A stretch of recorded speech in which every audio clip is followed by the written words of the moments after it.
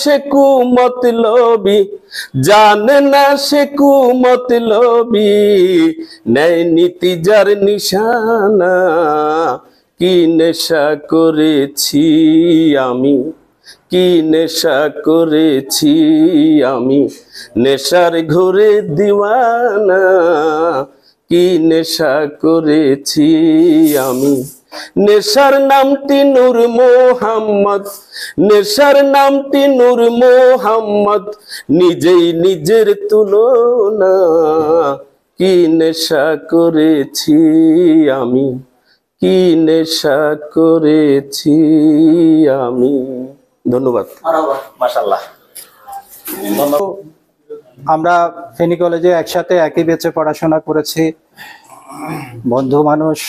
আর হেলাল শাহাদাত, তার এখানে তো আমার অনেক আড্ডা, অনেক কাজে তার কাছে যেতে হয়, অনেক আড্ডা হয়।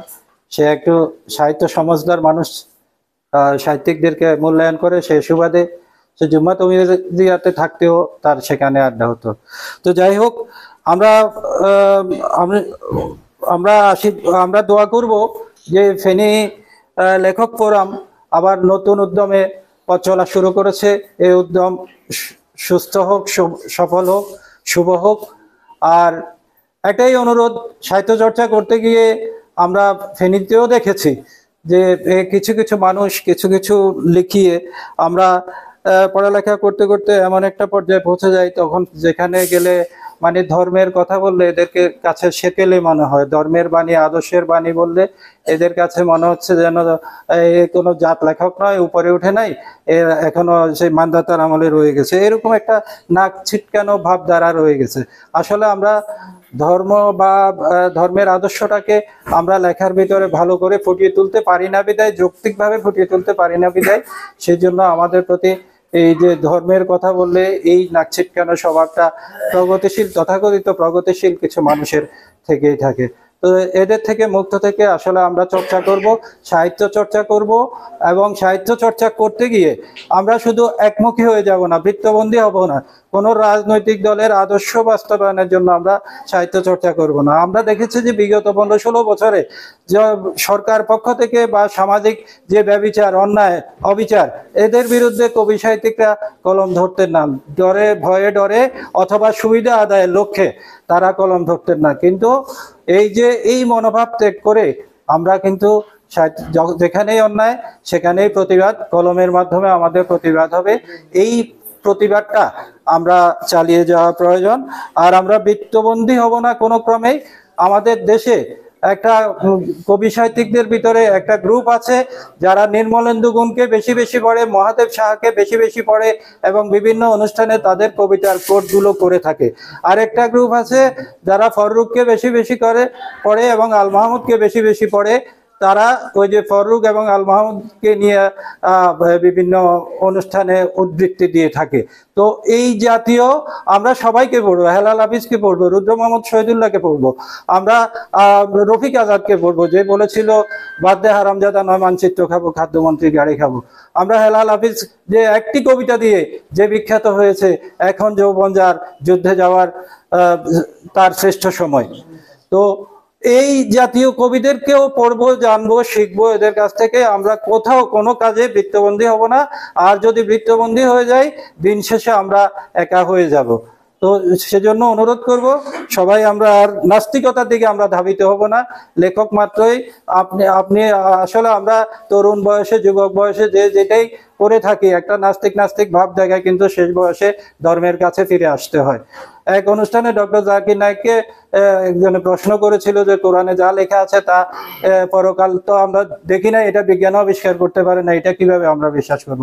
তো উনি বলছেন যে ইহকালের 80% কোরআনে লেখা আছে, এই 80%-এর ভিতরে 100% হলো সঠিক প্রমাণিত হয়েছে। সুতরাং বাদ বাকি 20% যেটা পরকাল আছে সেটা আমরা, যেহেতু এই 80% 100-100 সঠিক, সেটা আমাকে বিশ্বাস করতে হবে।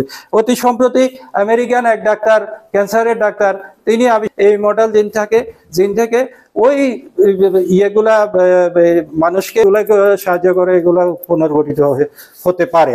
এই বক্তব্য রাখছেন আজকের অনুষ্ঠানের সম্মানিত প্রধান অতিথি, বিশিষ্ট শিক্ষাবিদ। উপস্থিত লেখক ফোরাম নামে যারা মিডিয়াতে লেখালেখি করেন তারা একটা ফোরাম গঠন করে তারা সংগঠিত হয়ে সাহিত্য সাধনার দায়িত্ব পালন করে যাচ্ছেন। আসলে লেখালেখি এবং সাহিত্য সাধনা এটাও কিন্তু একটা শক্তিশালী একটা মাধ্যম, বিশেষ করে জনমত গঠনের ক্ষেত্রে এবং সমাজ সংস্কারের ক্ষেত্রে লেখকরা কিন্তু গুরুত্বপূর্ণ ভূমিকা পালন করতে পারে এবং সবচেয়ে অনন্য অবদান তারা রাখতে পারে। বিশেষ করে এটা কিন্তু একটা জিহাদের অংশ। আমার বিশ্বাস লেখক ফোরামের মধ্যে যারা আছেন নিঃসন্দেহে তারা ইসলামী মূল্যবোধে বিশ্বাসী কবি সাহিত্যিকরা এই ফোরামে আপনারা সংগঠিত হয়ে সাহিত্য সাধনা করে যাচ্ছেন, লেখালেখির কাজ করে যাচ্ছেন। এটা কিন্তু একটা গুরুত্বপূর্ণ কিন্তু জিহাদের অংশ, কিন্তু এটা একটা বুদ্ধিভিত্তিক জিহাদ। বর্তমান যুগে তরবারির জিহাদ এবং অস্ত্রের জিহাদ কিন্তু কার্যকরী নয়, সেই পরিবেশও নেই। অস্ত্রের জিহাদ যখন রাষ্ট্র ব্যবস্থা থাকে, একজন রাষ্ট্রনায়কের অধীনে কিন্তু অস্ত্রের জিহাদ হতে পারে। বুদ্ধিভিত্তিক জিহাদটা কিন্তু এখন সবচেয়ে বেশি প্রয়োজন, যেটাকে ইন্টেলেকচুয়াল জিহাদ বলা হয়। একজন শক্তিমান কবি সাহিত্যিক ইসলামের প্রচার এবং প্রসারে তার সাহিত্য সাধনার মাধ্যমে, তার লেখনের মাধ্যমে যেভাবে যত কার্যকরী ভূমিকা পালন করতে পারবেন, অন্য কেউ সেটা করতে পারবেন না।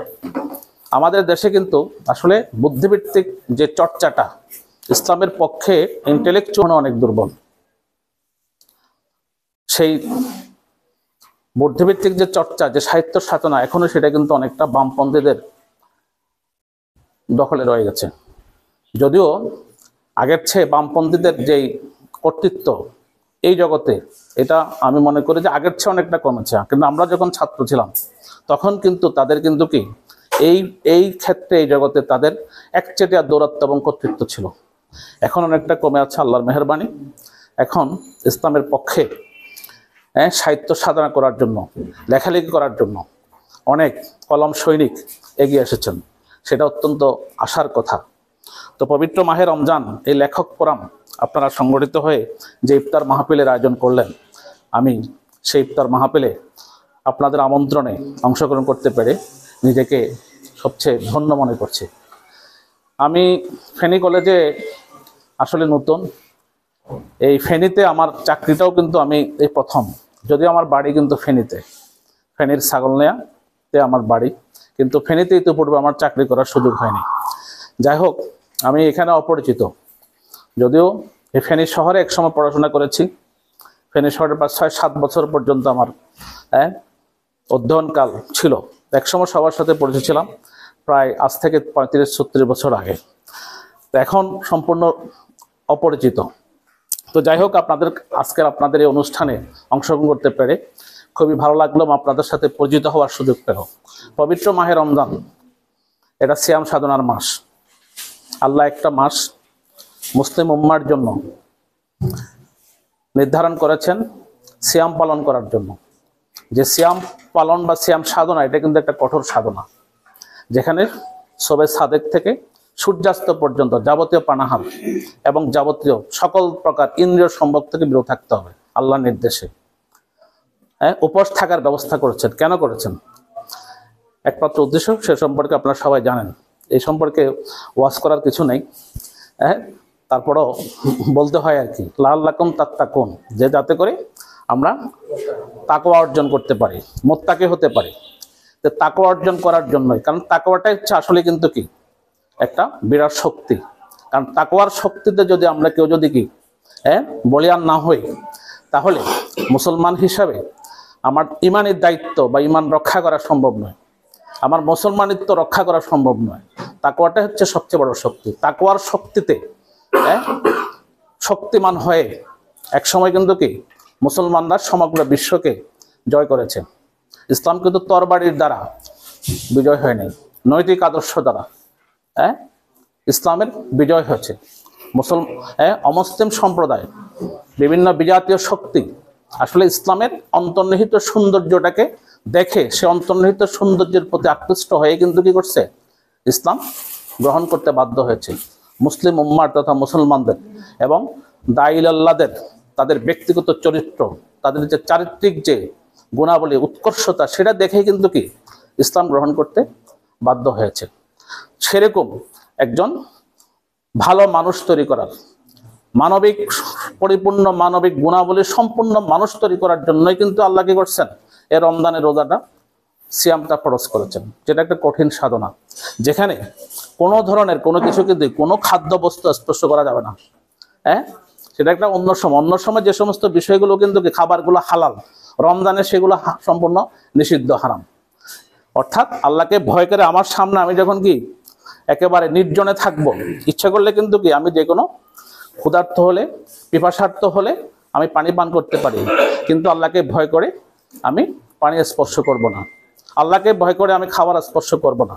যে আল্লাহকে ভয় করার এই যে প্র্যাকটিসটা, এই আল্লাহকে ভয় করার এই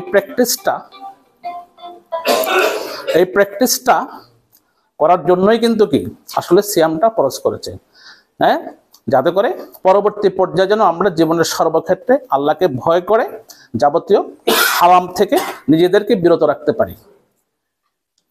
কিন্তু আসলে আমাদের কাছে এটা অনেকটা আত্মপর্যালোচনা এবং একটা বিষয়। আমরা কি সত্যিকার অর্থে কি সিয়াম পালন করে কি কিন্তু আমরা কি তাকে অর্জন করতে পারছি, আত্মশুদ্ধির অর্জন করতে সক্ষম হচ্ছি? আমাদের চারিত্রিক যে গুণাবলী, বৈশিষ্ট্য, সেটা কান্ট্রিগুলোর সাথে তুলনা করে বলা হয়। জাপানের কথা বলে, একদম আমি পত্রিকায় একটা আর্টিকেল পড়েছি, মুসলমান নাই, ইসলাম নাই। এটা কিন্তু আসলে খুবই বাস্তব কথাবার্তা। আমরা রোজাও রাখতেছি, আমরা